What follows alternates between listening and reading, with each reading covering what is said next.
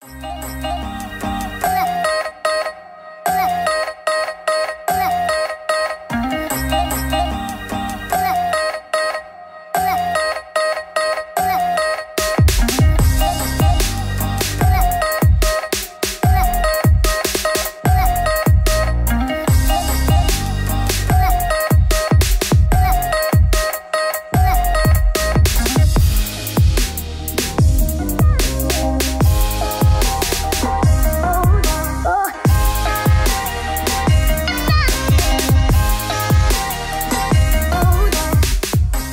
à tous et à toutes et bienvenue pour cette nouvelle vidéo, c'est Vito. Je viens tout juste de rentrer de l'événement de la journée de ce mardi 9 octobre 2018 qui est bien sûr le lancement et l'annonce des Google Pixel. Google France a donc tenu une petite soirée pour nous présenter ces Google Pixel. Donc j'ai pu m'y rendre. Merci Google de l'invitation, ça fait très plaisir. Et donc voici un petit peu mes premiers retours et surtout qu'est-ce que je pense de ces Pixel 3, Pixel 3 XL. On y va, c'est parti. On va parler principalement de tout ce qui est associé au Pixel 3 et Pixel 3 XL. Donc on a bien sûr les Pixel Buds qui ont été confirmés à 179 €, ces écouteurs on va dire wireless, pas true wireless, mais wireless avec touch control, avec notamment le Google Assistant intégré.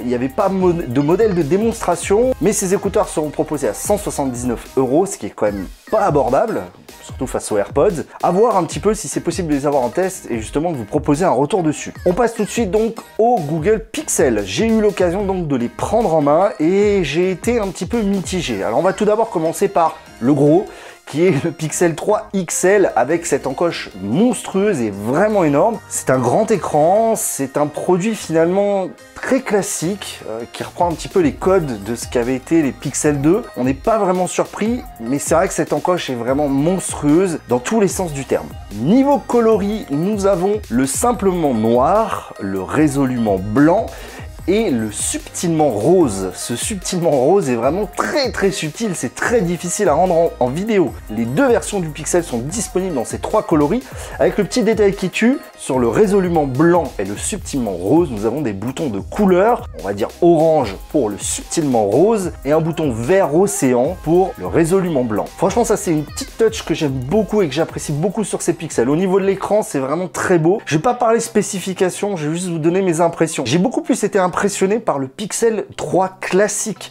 avec ce petit écran de 5,5 pouces qui fait vraiment petit en fait par rapport à ce que j'ai l'habitude maintenant, et franchement il tient très bien en main. C'est vraiment une belle surprise. Autant le XL finalement fait très massif, assez peu impressionnant et finalement très commun en 2018 ce design. Le Pixel 3 finalement ne sort pas des sentiers battus mais est très statutaire, un produit très classique mais qui a l'air d'être efficace et surtout qui propose les mêmes spécifications que le XL. Alors sur ces Pixels, Google a mis en avant bien sûr la surintégration de l'IA et c'est bien sûr symbolisé comme sur les Pixels avec le EdgeSense que j'avais pu un petit peu découvrir sur le HTC U12 Plus, mais là c'est beaucoup plus subtil, beaucoup plus qualitatif je trouve, bien mieux implémenté. Et d'ailleurs le petit retour haptique est vraiment très agréable. Je me suis amusé à taper un petit texte dessus et le moteur de vibration intégré au Pixel est vraiment très premium. On a cette petite vibration très subtile, très qualitative, enfin franchement ça fait classe et je trouve que ça fait vraiment premium pour le coup. Autre particularité, bien sûr on va venir aux caméras. Alors Google a gardé son simple optique à l'arrière et parie tout sur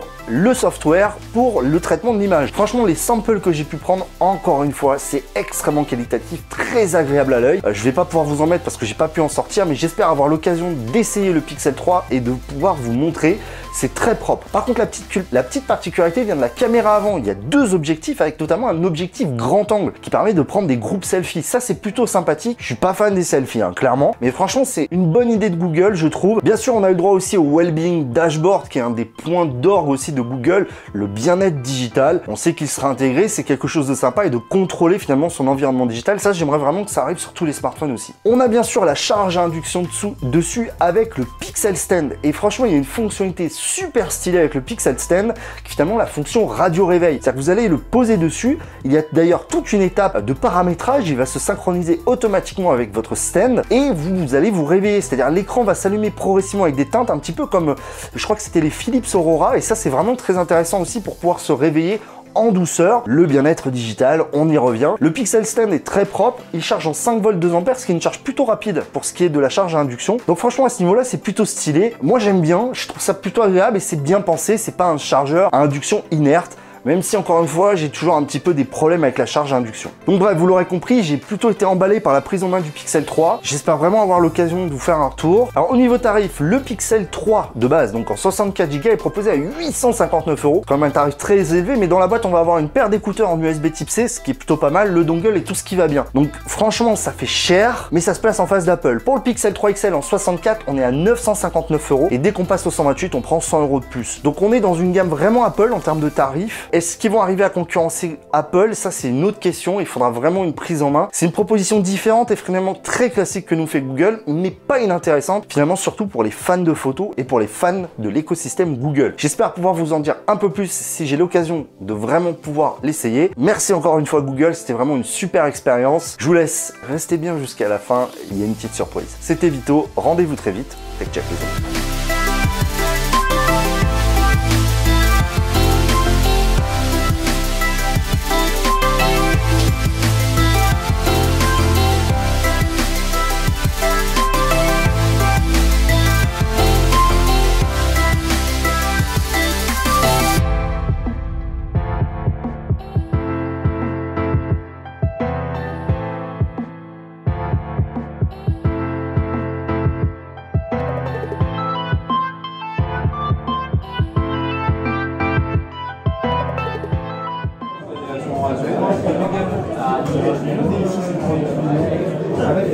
On voit la différence.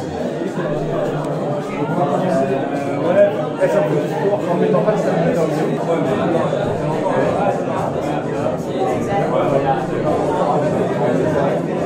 C'est parti.